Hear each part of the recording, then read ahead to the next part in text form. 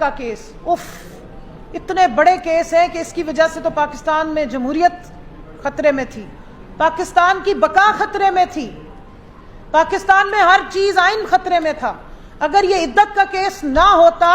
تو شاید پتہ نہیں کیا ہو جاتا، بہت بڑا نقصان ہو جاتا ملک کا۔ دیکھیں، بہت ضروری تھا کہ عدت کا کیس اچھالا جاتا، بہت ضروری تھا کہ آپ کے ملک میں، آپ کے آئین میں اور آپ کے مذہب میں جو خواتین کو ایک پروٹیکشن دی ہے، جس میں اللہ نے حکم دیا ہے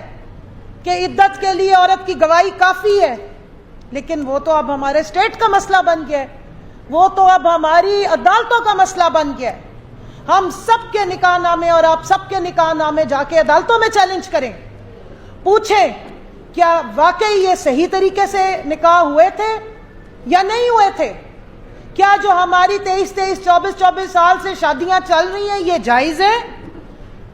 ہم ذرا ججوں سے جا کے اسٹیمپ لگوا لیں کہ کیا واقعی ہم جس کے نکاح میں ہم واقعی اس کی منقوہ ہیں یا نہیں ہے، یا اور بھی کوئی سوالات پوچھنے ہیں پرائیویٹ قسم کے، جب ایک با پردہ خاتون گواہی دے رہی ہے کہ میری عدت مکمل ہو گئی تھی۔ لیکن نہیں، بہت ضروری تھا، ملک کی سالمیت کو خطرہ تھا،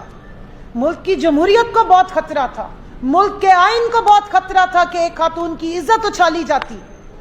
اور اس کے وہ سابقہ شوہر جس نے پہلے قسمیں کھائیں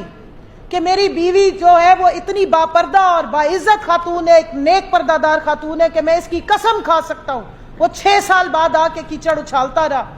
اور وہ کیچڑ اچھالنے دیا گیا، اور ایک تماشائیوں کی طرح 25 کروڑ عوام کو ایک تماشا دکھایا گیا، جس کے بعد 25 کروڑ عوام نے 8 فروری کو تماچا مارا، ریجیکٹ کیا انہوں نے اس سارے تماشے کو۔ یہ تذلیل کس کی ہے؟ سابقہ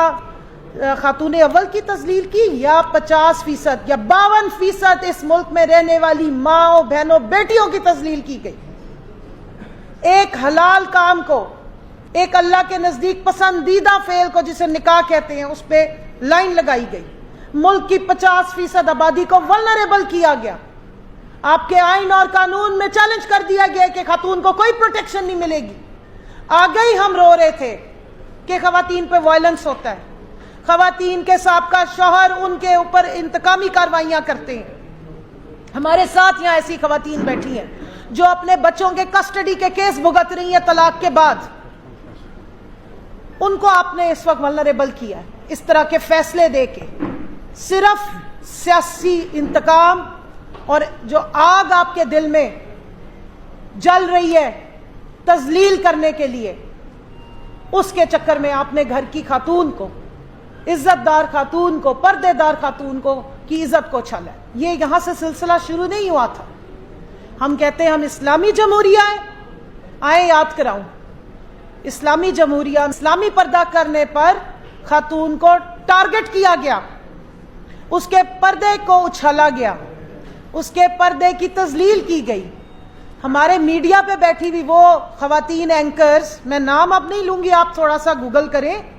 ٹیکنالوجی کا دور ہے، پتہ لگ جائے گا، جو تہمتیں لگاتی رہی، جنہیں بہت تکلیف ہو رہی تھی کہ اسلامی جمہوریہ میں خاتون اول، اور وہ بھی اتنی پردے دار،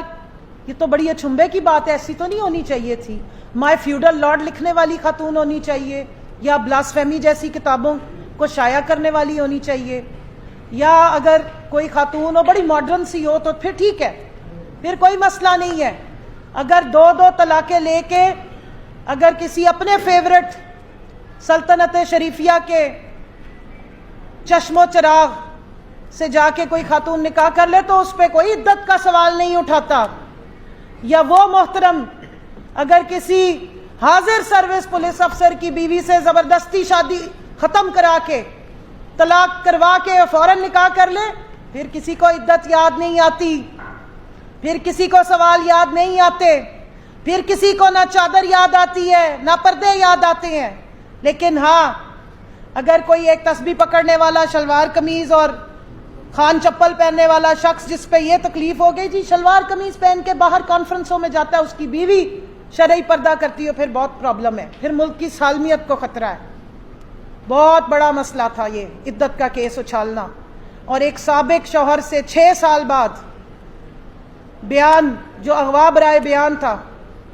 اور وہ بھی ہائی کوالٹی کی لٹریشن کے بعد تھا. اس نے آ کے جس قسم کا بیان دیا وہ تو بہت کریڈیبل تھا, اور جو بغیر اغوا کے بیان دیا تھا وہ کریڈیبل نہیں تھا, جب اس نے قسم کھا کے کہا تھا کہ یہ بہت نیک خاتون ہے. اس ملک میں نے سنا,